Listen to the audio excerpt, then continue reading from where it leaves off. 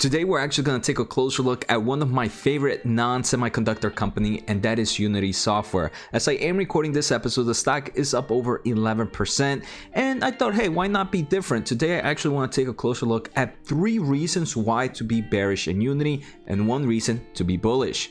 And I do want to say, many might be like, Jose, this is weird. You're saying you're bullish on a company, so why are you going to talk about its bearish points? Well, I do want to say the bearish points that I am going to discuss are all short-term bearish, something that might happen within the next quarter or 2, but my bullish points are on the long-term thesis. I do believe this is also very important to know. Hey, what are some of the short-term risks, and do I feel okay holding my stocks in the long term of things with this short-term pain that I might experience? For me, most of the time the answer is yes. I do want to thank The Motley Fool for sponsoring this video, and make sure to check out fool.com/Jose to get the top 10 stocks to buy right now. So as I am recording, Unity is sitting at $41.94, up 11.7% on the day. Today's a really good day for growth investors, but we know how the market is. Today might be super green, but tomorrow might be super red, and the change just continues over time. This is a company that I mentioned is one of my top holdings, and it's one that I've added since IPO, but I actually doubled my position in early May when the stock fell to the low 30s after reporting earnings. And the reason I added is I understood the short-term risks that are affecting the stock price right now, right? I'm not blinded by the risk that this company is seeing, but I believe it can kind of overtake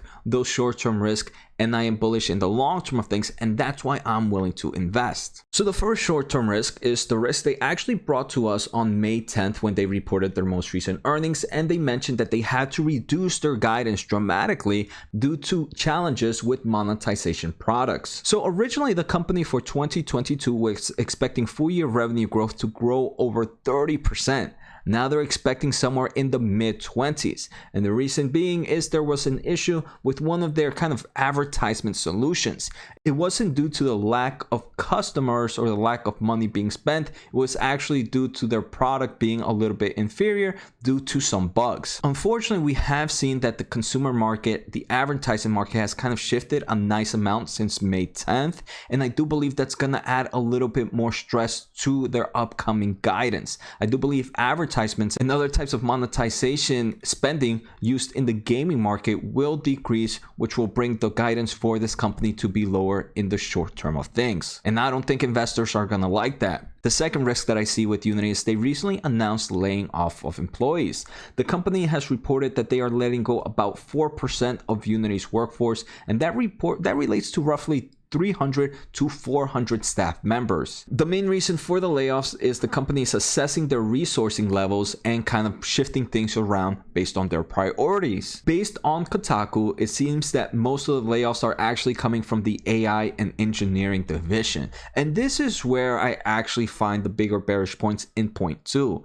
The reason being is obviously Unity is big in the gaming market, and they are trying to extend their reaches into other places like manufacturing, like automobile, so on, artificial intelligence, engineering, so on and so forth.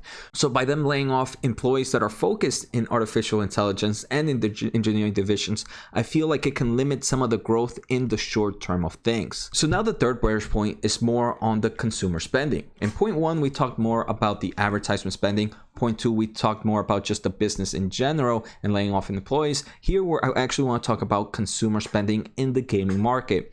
I do want to say the gaming market has shifted a lot in the past few years, where about a decade ago, there wasn't much a thing as a casual gamer. A casual gamer, I would say now, is like my mom, my pops, who would just pull up their phone and play mobile games. I would say about 10 years ago, my mom would probably not be playing any games. My aunt will probably not be playing any games. But now that thanks to mobile gaming, it has increased the amount of casual gamers. Now, I do want to say as consumer spending is decreasing, casual gamers are ones that can be okay not playing games. So they are going to be spending a lot less money on video games. And that's what we're seeing. For example, NPD reported that consumer spending on video game products decreased 8% to $13.9 billion.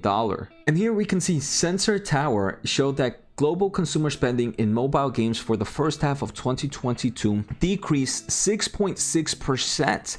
And I do want to say this is very important because Unity does provide a lot of post-game creations, and they also do some form of revenue share with big game companies. So that actually goes back to point one, where I do believe guidance might be revised again and might actually be lower than expected. Now, those are the 3 bearish points that I have, and I do want to say these are short-term bearish that I believe could happen within the next few quarters, but in the long term of things, I'm super bullish in this company. So as a long-term investor, I don't mind riding this wave. This wave might go lower, this wave might actually go higher, but this company is providing solutions for numerous markets. For example, games, architecture, automotive, film, artificial intelligence, machine learning, robotics, automation, the list goes on and on and on. And the amount of companies now becoming adapted to things like digital twin, to the metaverse, to augmented reality, virtual reality, from everything like video streaming to gaming to manufacturing markets. I think this is to training, education, healthcare, the list can go on and on and on. I think Unity is in a perfect place and could be a leader in this space for multiple years. So I am happy to hold investments in this company. So I hope you guys enjoyed today's episode. Take care, have a good day, and see you next time.